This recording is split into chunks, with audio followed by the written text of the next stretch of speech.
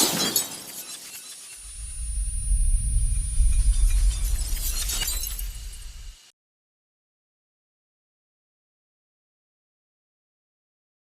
Viewers, কেমন আছেন সবাই? আশা করি আপনারা প্রত্যেকে নিশ্চয়ই ভালো আছেন, সুস্থ আছেন আর নিরাপদে আছেন। প্রচণ্ড রৌদ্র, প্রচণ্ড, যেটা আসলে ভাষায় প্রকাশ করার মতন না। প্রচণ্ড রকমের তাপ উৎপন্ন হচ্ছে, আর এমন তাপওয়ালা পরিবেশের মধ্য দিয়ে আজকের ব্লগটা শুরু করতে যাচ্ছি। আমি জানি আপনাদের মন মানসিকতা অনেকেরই খারাপ। জ্বালানির মূল্য বৃদ্ধির কারণে অনেক বাইকারের কপালে ভাঁজ পড়েছে, দুশ্চিন্তা চলে এসেছে। কেউ কেউ এরই মধ্যে ভাবতে শুরু করেছেন মোটরসাইকেল আর চালাবেন না, বিক্রি করে দেবেন, বা মোটরসাইকেল কেনার প্ল্যান ছিল কিন্তু এই অবস্থার কারণে মোটরসাইকেল ক্রয় থেকে বিরত হয়ে যাচ্ছেন। তো আসলে দেখেন, আমি যেটা আসলে আমার ক্ষুদ্র জ্ঞানে আমি মনে করি যে মোটরসাইকেল আপনার যাদের আছে তারা যদি কেউ বিক্রি করে দেওয়ার চিন্তা করেন, আমার মনে হয় যে সিদ্ধান্তটা থেকে সরে আসা উচিত। ঠিক আছে? তো কেন সরে আসবেন এবারে সেটা বলছি। আপনি ধরেন মোটরসাইকেল বাদ দিয়ে আপনি বাইসাইকেল ব্যবহার করবেন।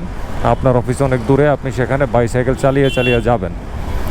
তো আপনাকে আবার একটা বাইসাইকেল কিনতে হবে। ঠিক আছে, বাইসাইকেলের দাম মোটরসাইকেলের তুলনায় অনেক কম, কিন্তু আপনি দূরবর্তী অফিসে যখন প্রতিদিন প্যাডেল পাড়ায় যাবেন, তো ঘটনা কি দাঁড়াবে? আপনার শরীরের উপরে কিন্তু মারাত্মক রকমের একটা চাপ পড়বে।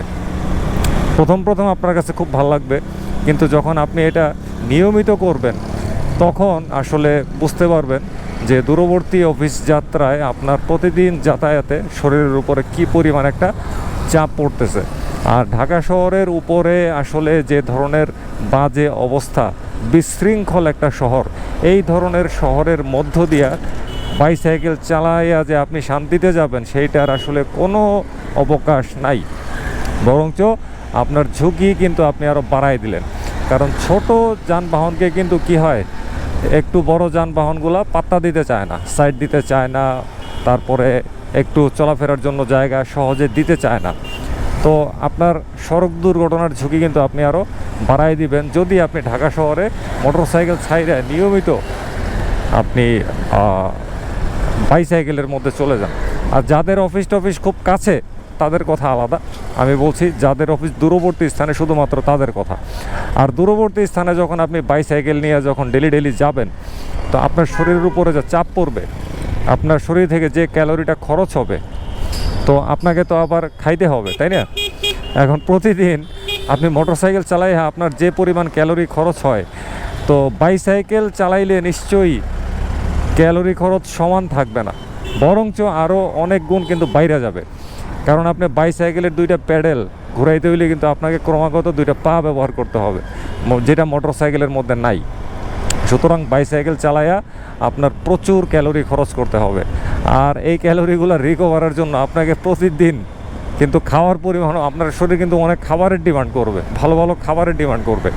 মোটরসাইকেল চালাইয়া আপনি যা খাবার খান এর চাইতে আরও ডাবল বা 3 গুণ বেশি খাবারও আপনার শরীর ডিমান্ড করতে পারে। তো ওই খাবারগুলো তো আপনার কিনতে হবে, খেতে হবে, তাই না?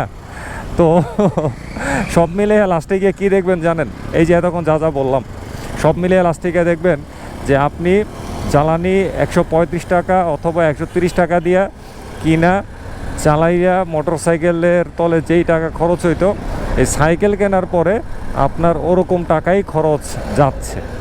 ঠিক আছে? তো এইসব বিবেচনায় আমি বলবো যে ভাই, মোটরসাইকেল যাদের আছে প্লিজ মোটরসাইকেল বিক্রির সিদ্ধান্ত নিয়েন না জ্বালানি তেলের মূল্য বৃদ্ধির কারণে। বুঝতে পারছেন তো ব্যাপারটা?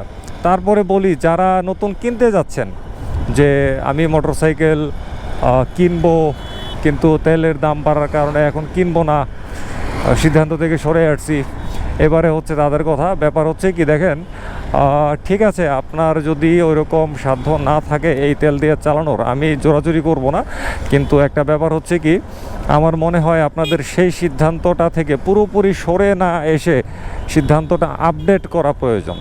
যারা শখে বসে মাঞ্জা মারার জন্য বাইক কিনবেন তাদের কথা একদমই আলাদা, তাদের ব্যাপারে আমার কোনো কথা নাই। যারা নিতান্ত প্রয়োজনে বাইক কিনবেন তাদের ক্ষেত্রেই হচ্ছে আমার এই কথাটা। তো আমার মনে হয় কি যে যারা বাইক কেনার সিদ্ধান্ত থেকে সরে আসছেন তাদের কিছু কিছু সিদ্ধান্ত সংস্কার করা উচিত। সংস্কার কীরকম? যেমন ধরেন আপনি মনে করেন যে আপনার ইচ্ছে ছিল আপনি একটা কিনবেন, এই পালসার কিনবেন, ঠিক আছে, পালসার 150 20 কেবিএস কিনবেন। এখন আপনি যেহেতু দেখতেছেন যে তেলের দাম বেশি হয়ে গেছে, আপনি এখন আর বাইক কিনবেন না তেলের খরচের কারণে। তো আপনার এখন যেটা করা উচিত সেটা হচ্ছে কি আপনার পছন্দের মধ্যে একটু পরিবর্তন এনে এই ধরেন পালসারের জায়গায় আরও কম সিসির কি বাইক আছে সেগুলির দিকে আকৃষ্ট হওয়া উচিত, ঠিক আছে।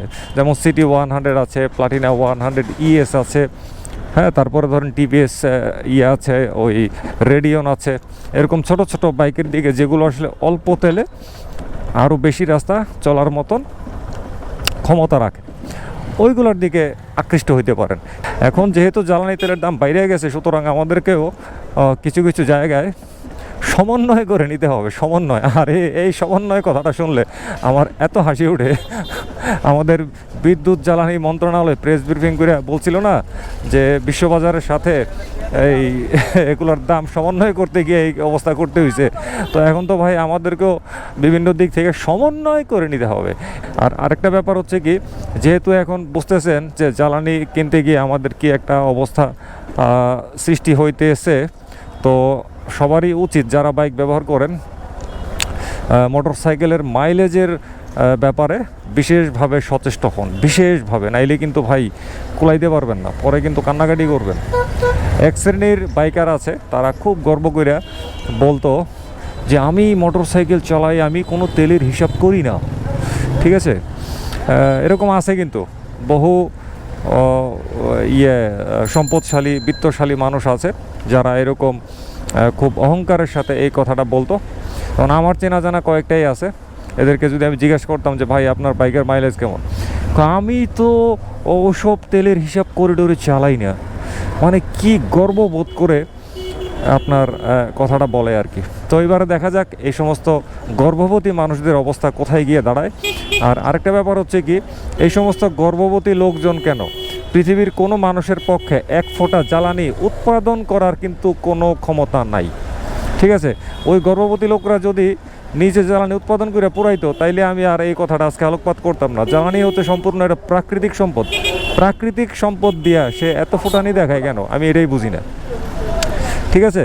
তো ফুটানি দেখানোর দিন শেষ, এবারে আসেন হিসাব কিতাবের দলে। আর তারপরেও যদি তাদের কাছে প্রচুর পরিমাণে টাকা থাকে তো ভাই থাকুক, তাদের ফুটানি তাদের কাছে, আমার হিসাব কিতাব আমার কাছে। ওই সমস্ত মানুষজনরা আসলে আমি দুই চোখে দেখতে পারি না। আমি জানি আপনারা অনেকে ভালো মাইলেজ পাওয়ার জন্য অনেক কিছু আগে যা করেন নাই এই কয়েকদিনে অনেক কিছু ভেবে ফেলাইছেন। তো আমি এতটুকুই বলবো যে আমি যে বিভিন্ন টেকনিক্যাল ভিডিওগুলো যেগুলো বানাই এখানে কিন্তু আমি মাইলেজ নিয়ে প্রচুর কথা বলি, ওগুলো একটু শুনবেন এবং পালন করার চেষ্টা করবেন।